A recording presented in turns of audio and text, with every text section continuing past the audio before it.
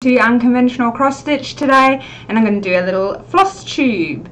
So where are we up to? I haven't stitched in a few days. I have decided to be creative in other ways, and I have been doing some resining. He doesn't love a bit of resining. I do have my work in progress to show, so I can't remember if I showed you guys this, but here is my, gosh. So, fun fact, but this camera flips everything, so when I go this way, it goes the other, so I get confused.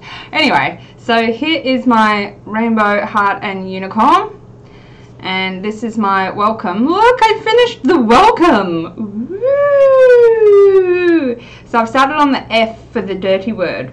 I know, right? So I've got cute little cherries here, and it's pretty rad. So I do need to work on him, but priorities, okay? Oh no, I just lost a screw. So priorities. So I've been doing lots of other things. Hubby flies home tomorrow. For those of you who don't know, he works on a mine site, well, a gas plant I'd call it at the moment. So he goes away for 2 weeks, comes back for 2 weeks, goes away for 2 weeks, comes back for 2 weeks. So when he comes back, I tend to get a little distracted with hubby. Anyway, so I've been playing around with the website too. I have decided to be creative. Now, back in the day, I used to write books, and I'm pretty sure I've got a pile of them here somewhere. I don't know where I put them. Anyway, it's a stack of my printed books about yay big. And I used to write up until the wee hours of the morning. Tried really hard to get published. Back then though, there was no self-publishing. The only way to be published was to be accepted by, say, Puffin or one of those publishing groups. And unfortunately I was unsolicited, and I couldn't afford an editor because I was 13. So I never got published, which was a bit of a doozy. And I let go of it, and you know, I grew up and creativity kind of died off a bit because reality sucks, adulting sucks. So I had a hard time escaping that. So I was like, you know what, I feel like my listings are bland. They're kind of so-so. They tell you what you need to know, but they don't really get you to live it. So I did a couple for listings on patterns, and I will be working on the rest, but with over 600 patterns it's going to take a long time, and I'm prioritizing creating new patterns over being creative there. So be patient, they will be coming, but if there are any particular patterns you'd like to see the story come out on, let me know. But I have focused on these little guys. Will it focus for me? No, it doesn't want to. You suck, camera. There we go. Oh, sort of. Oh, it's focusing on me. Don't I look pretty? Hello, camera. Yeah, hello. Hello. Oh, sort of. Anyway, these little guys, they're my little dragons. They're my favorite, apart from the mermaid tails, to make, because I have these big blank canvases. So I'm going to read you. Is this him? This is him. This is her. This is a her. This is Yos. And I have got different different species and different stories and types for every dragon that I have made. So I sort of started off pretty bland there too, and then I got more and more creative until I had like these entire little paragraph stories. So I'm going to read to you what I wrote for Eos. Eos is as beautiful as the first dawn, and so this dragon was named. One of the more recent species to be discovered, Eos is a very large and powerful dragon. Not all Eos are created equally, and there is a strong hierarchy within flocks. The Eos Supreme is always a female and often possesses powers of future seeing, empath, and telekinesis, and have in the past been seen to demonstrate more than these. Those below the Eos Supreme can demonstrate only ever one ability or none, and their strength in these abilities dictates their social standing. Eos only lay 3 eggs in their lifetime, and the first is always a pure satin white that never hatches. This egg, or pearl as it is called, is kept with the dragon for the rest of its life. When the Eos that laid it passes, the pearl vanishes. In rare cases, the pearl can be gifted to someone special in the Eos dragon's life, and this is considered a great honor and life bond between the dragon and the recipient. Add the EOS Dragon to cart and check out before they sell out. I kind of like that end tagline. So that's where I sort of ended last night, and then I ended up writing a 9-page short story about the EOS and its relationship with a little girl called, well, Holly. So I need to go over it and read it and decide where I'm going to go with it, but I'm going to self-publish that one. It's really fun, and I might try and paint a little picture of my EOS. There he is, he's kind of cute. So that's where we're up to, and I really wanted to share it with you. I know it's not flossy or cross-stitchy, but it gives you like this really cool story to go with what you have.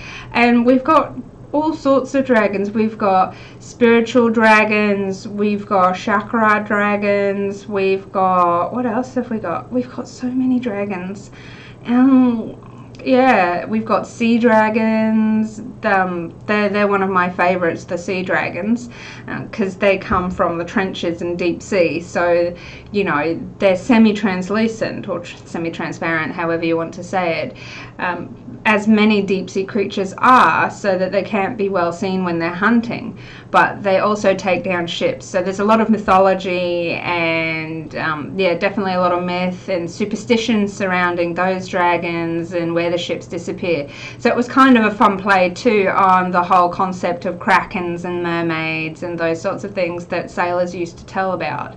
So we've got a lot of cool dragons in there, and we've got like little dragons and big dragons. Like, where's one of our little dragons? So that's one of our little dragons. Again, my camera sucks, I apologize. It hates to focus, it just doesn't. A lot of people say that about this particular camera, that it doesn't focus. Oh, there we go. Maybe I'm just not holding it in the right place, I don't know. So these are one of the smaller dragons, and I based it off the chakra, and they're little spirit dragons that live within us, and when you feel those little butterflies in your belly, that's actually these little guys, and they help us with wisdom and confidence and setting and meeting goals. So that's those little guys. So we've got a lot of cool dragons. So do head on over and have a look-see. They're all handmade by myself. They're very laborious. They're only tiny, but a lot of love and effort goes into each little dragon. So that's my sharing for today. I hope you guys are stitching lots. I'd love to hear about what you're stitching on, how you're all going, what's going on in your neck of the woods. Like, I had this really cool conversation with one of my American friends. He's a writer. His name is Scott Hale. Let's find him. Let's show him his card. So I discovered him by chance on Goodreads. And I love the cover art. His cover art is done by his now fiance, Hannah. I think I got the name right. I'm sorry, Scott, if I didn't.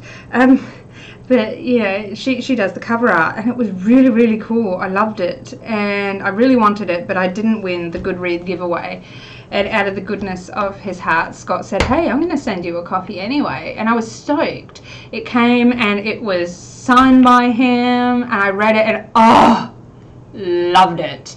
It was just dark and gory and everything I wanted from a book, but original. Finally, an original story. Everybody keeps hashing. Do you know how many movies have come out about aliens come to Earth and they wreck the city? So bored of those stories. So this was like cool and original and like a proper goth movie. Well, gothic and dark and macabre, and I loved it. It was so cool. Through that book, we became friends. And it's just been really rad. So I was chatting to him last night because I was organising the latest 2 books that are going for that series, and he, oh no, I'm going to start getting lag. Apparently high CPU usage. Oh well, so I apologise if we lag. So we were talking about that, and I said, hey, you know, I wrote a short story, but it's only 9 A4 pages. Do you think that's sufficient? And he's like, what's an A4 page? And I'm like, oh, no way. Like, I know that Americans work with Imperial and that they drive on the opposite side of the road to us, And what else did I learn? Ah, your days and your months, when you're writing dates, they're opposite to us. So we do day, month, year, and you guys do month, day, year, which can wreak havoc when I give time-sensitive, what are they called? Time-sensitive coupons, because, you know, for example, I had one that expires on the 8th of September, and my American friend was like, oh no, it expires tomorrow, because they thought it meant the 9th of August. So I run into little problems like that, and I was like, oh, so I thought that everybody ran off the same page size. So this is an A4, but in America they call it a letter size. That's pretty cool. So I had a Google, and apparently some standards were introduced in 2016, and everywhere in the developed world except for America uses it. So that explains now why when I go to print there's A4 and there's letter, and there's very little difference in the size, and I've always gone, isn't A4 a letter anyway? But we've got them both because in America they have what's called letter and we have A4. So I learned something new there, which was pretty cool. And I learnt some of the monetary terms and what they mean, and we even talked about, well, what's a bottle of water cost over there, and we were comparing, and then we got down to, you know, well, everything seems obviously cheaper in America, but what are your wages like? And it seems like we're actually pretty on par, because things are cheaper in America, but wages are lower according to the conversion rates. So we kind of look like we get paid more, but everything costs tons over here. Like, you know, my friend Scott was saying, oh, you know, it can cost us $4 at an event for a bottle of water. I'm like, whatever, you know, like we can pay $6 or more for a bottle of water at an event. So, you know, things here are really expensive to do anything. So we might seem like we get paid a lot, but our actual expendable income isn't really all that high. So yeah, it was a cool exchange, because I do really enjoy learning about other cultures. Oh, now I also got a private message on Facebook asking me what that little pink thing is in the background. Do you want to see what it is? Because I've just had a brain fart, because you guys asked me what it was. Just going to duck out. I'm going to make the camera work for its money. Ooh. It is my head massagey. It's not my pink friend. It's not what you guys thought it was. It's a head massager, which I use an awful lot because I get eye strain. Oh, and I bought these too because it gets so cold my fingers hurt. So I have gloves now to wear, and no shit, I bought these gloves and the next day it was so warm I didn't need this. So maybe we're in spring now. But having said that, I'm looking out and it's raining and it's overcast and dull and very grey and miserable looking. But good for me, because I'm not miserable. I'm loving it because now I'm not sweaty. I'm very hard to please. So I think I'll tie off here. It's been kind of a long video. I don't know how long I've been recording for, but I feel like I've been here for forever. So I hope you enjoyed my video. I'm sorry again about the quality. It's kind of what I'm lumped with at the moment, unless I spend lots more money getting fancy beautification so I can be beautiful. Aren't I pretty? So this is where I'm at, but I still get my message across, so it's all good. I hope you enjoyed it. If you haven't already, subscribe below, wherever that subscribe button is. It's somewhere down there. Give us a thumbs up or a thumbs down. I'm cool with both. It's all important feedback. And comment. Let me know you're alive. Alright, happy stitching, guys. We'll catch you on the flip side. See you guys.